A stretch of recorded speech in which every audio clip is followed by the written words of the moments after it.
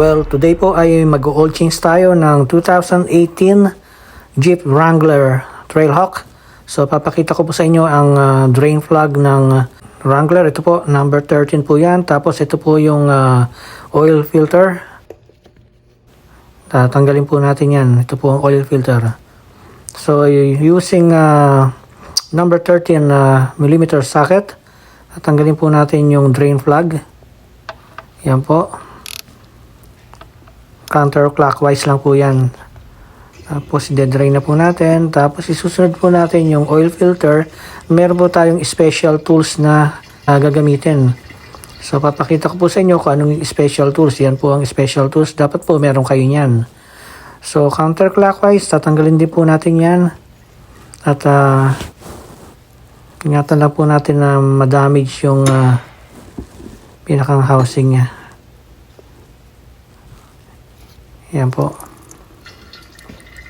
So, using AC Dalco oil filter, papalitan na po natin ang filter niya. Yun po ang pinakang housing niya, silalim na po yan.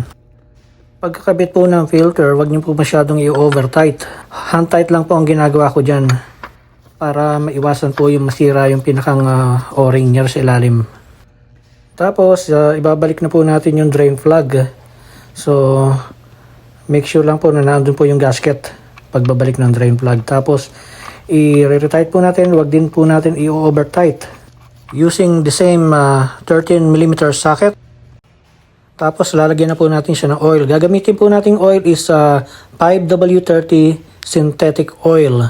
Bali po 5.5 liters para sa 2.4 liter engine ng Trailhawk.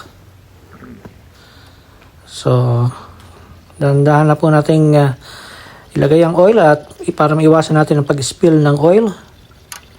At pagkatapos po niyan, i-check po natin ang level.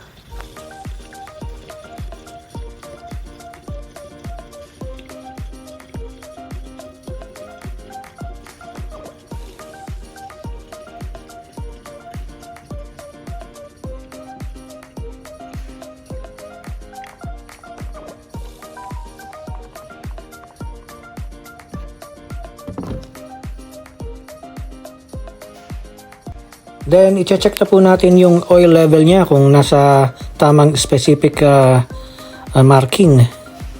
So, ito po, pupunasan niya. Papakita ko po sa inyo sa pangalawang dot.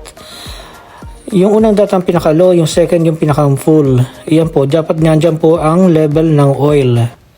So, pagkatapos po nyo malagyan ng oil yan, i-start po natin ang makina, tapos i-recheck po natin ang level. So, kailangan po nandyan po sa may pangalawang dot ang level ng oil pagkatapos yung i-start ang makina. Tapos i-recheck nyo ulit. Make sure talaga na hindi siya sosobra at hindi rin bababa sa second level. Okay po?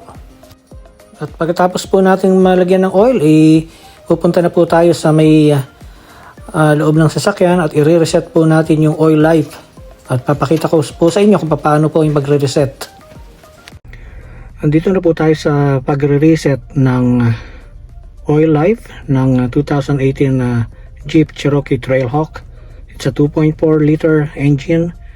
Ang una pong gagawin natin ay put the ignition on. Don't start the engine.